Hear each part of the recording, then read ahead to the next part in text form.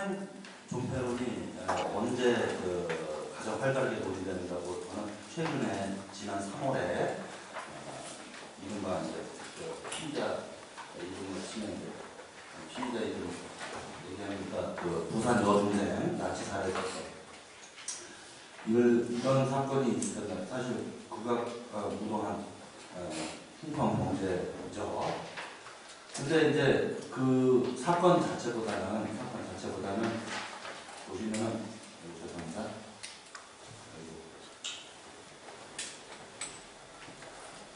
죄송합니다. 지금 이제 기계가 맥북이기 때문에. 네. 제가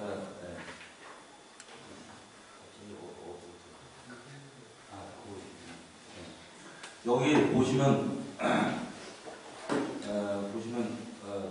이 일반 신문, 일반 시민들의 반응을 보시면 여러분들 중에도 분명히 댓글을 어떤 입장을 취하시는 거에 쓰신 분들이 있으실지 모르겠어요. 근데 문제는 보면은 굉장히 논조가 차분하지 못하고 감정적이다는 것을 볼 수 있어요.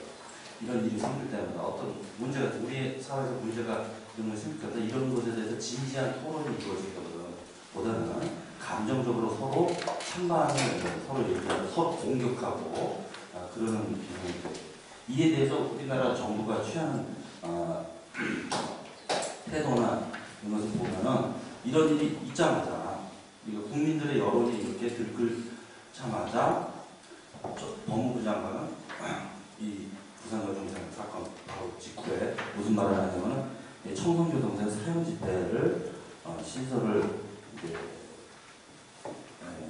해서 사형도 집행할 것도 한번 고려해 볼 수 있지 않냐, 이런 식의 발언을 합니다. 그 발언의 저희는 어떤 것인지는 저는 거기까지 오늘 분석의 대상은 아닙니다. 제가 PPT를 잘했으니까 동영상이 참 이렇게 흐를 텐데 못했을 때 죄송합니다. 그러면은 우리 사회에서 사형 존폐론이 제기하고 있는 문제는 무엇인가? 첫째는 과연 이 법무부 장관도 사실 그런 말을 했습니다. 이게 우리 청송교도소에 사형 집행시설 설치하는 것이 우리 국민들의 법감정을 뭐 타당한 거 아니겠느냐, 이런 말을 했습니다. 근데 과연 이 사형 존폐 문제가 국민의 이른바 법감정의 문제로 과연 정해야 되는 문제인가 하는 것이고요. 그 다음에 사형을 포함한 형벌, 도대체 형벌에는 무엇인가? 형벌의 목적은 보호인가? 범죄 예방인가? 아니면 교화인가? 심각하게 고민해야 됩니다. 그리고 그러면 그렇다면 사형 제도를 존치한다고 하는 것이 과연 범죄 예방에 유효한가?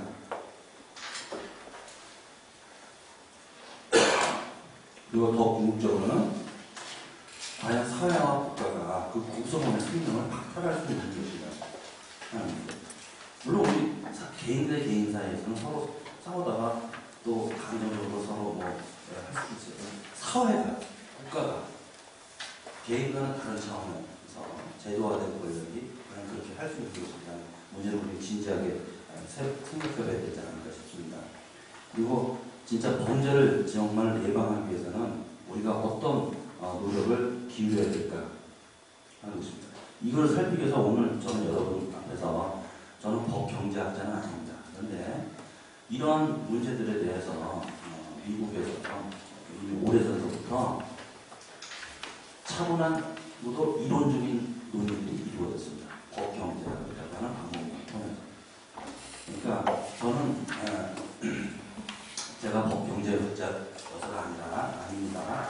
다만 이 문제, 우리가 생각해야 될 문제에 대해서 우리가 감정적으로 반응하지 않고 어떻게 보면 차분하게 논거들을, 객관적인 논거들을 제시해서 나름대로 사람은 이렇게도 생각할 수 있고 저렇게도 생각할 수 있어요. 어느 입장이 옳든 간에 대화는 차분하게 이루어져야 되지 않는가. 법경제학이라고 하는 문과가 그런 것을 하는 문과 아닌가 생각합니다. 그래서 다음 보시는 차례대로 여러분들 앞에서 말씀을 드리고자 합니다.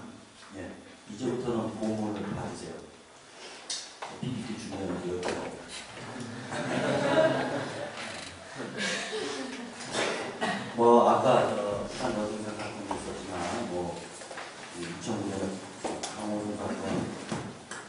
화성연쇄 살인 사건, 무슨 뭐 유영철 사건에서 이 사람들을 우리는 언론에서 뭐라 부릅니까? 시대의 살인마.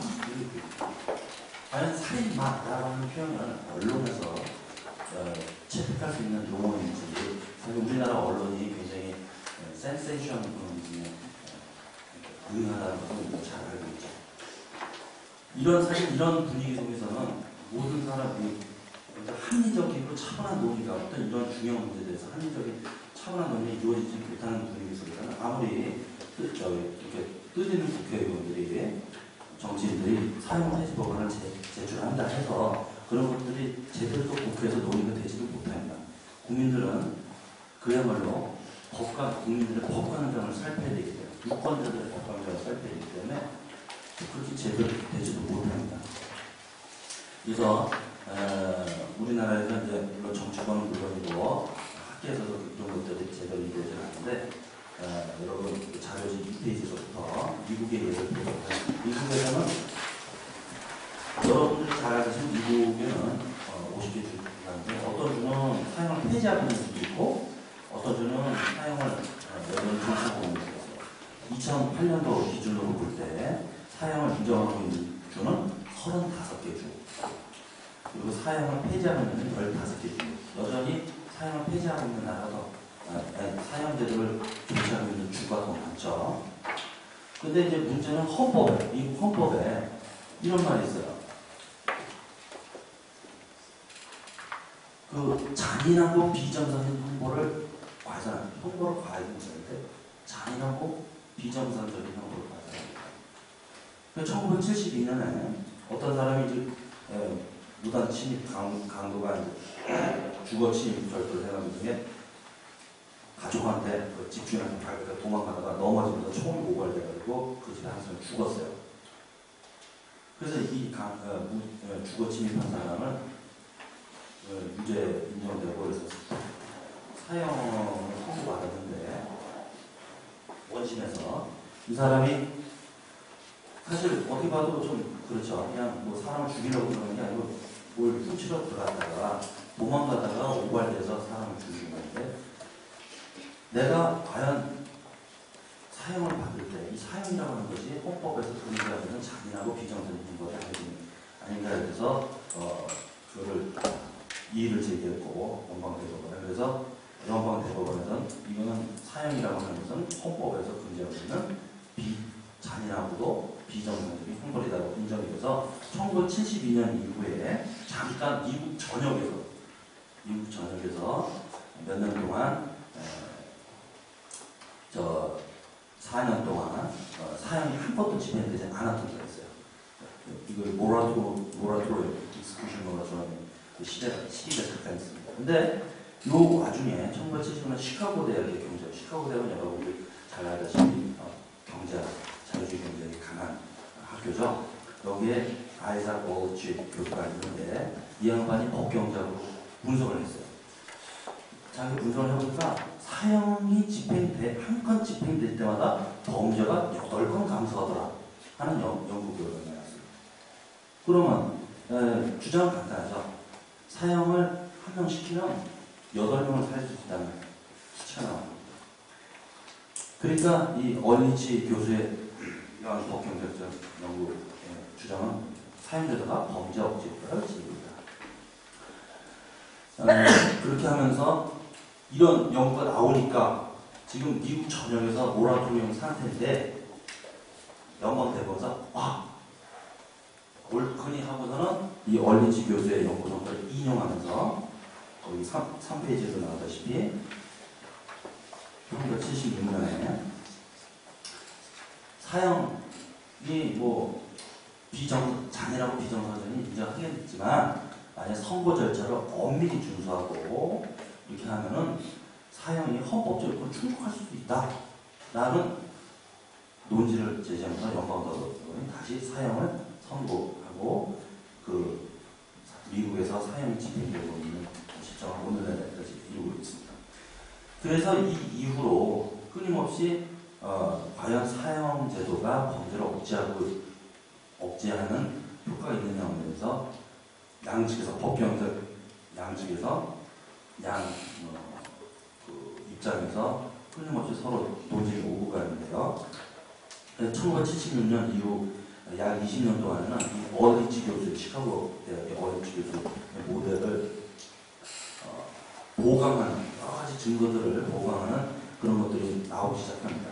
그리고 최근에 들어서는 미국이 사실 여러분 잘 알고 있다시피 테러와의 전쟁 이후에 그 사람에 대해서 뭔가 그 전에 이제 아무리 피의자 하더라도 범죄 피의자라 할지라도 기본적으로 지켜져야 되는 인권이죠. 공공분리라든지 이런 것들. 근데 이런 것에 대해서 굉장히 완화된 경향을 보이고 있다는 걸 여러분 잘 알고 계실 겁니다. 이런 와중에서 사형도 마찬가지고 사형을 너무 그 전보다 테러와의 전쟁이 선포된 이후로 사형 선고나 집행에 대해서 그 전보다 조금 그러니까 쉽게 생각하는 경향이 있죠. 이 와중에서 여러 가지 그 양 법경자에게 사형제도의 범죄 억제에 대해서 두 가지 상반된 입장을 보이는 양 입장에서 여러 가지 논의들이 연구들이 진행되고 있습니다. 그 대표적인 연구 결과들과 3페이지 밑에서 세 번째 줄에 나오는 2005년에 그 스탠포드 법학제에 나온 겁니다. 거기에 보면 선스탄신과 버뮤드라고 하는 두 학자가 있는데 이 학자들은 그 자신들의 그 범죄 그러니까 법경제학적 연구를 통해서 봐라 사형제도가 있으니까 범죄가 줄어들지 않느냐 그 복잡한 저기는 여러분이 각자 그 논문을 찾아서 읽어보시기 바랍니다. 저는 오늘 이 자리에서는 그 연구 결과만 소개는 드리는데 만족하도록 하겠습니다. 봐라 범죄 억제 효과가 있지 않냐.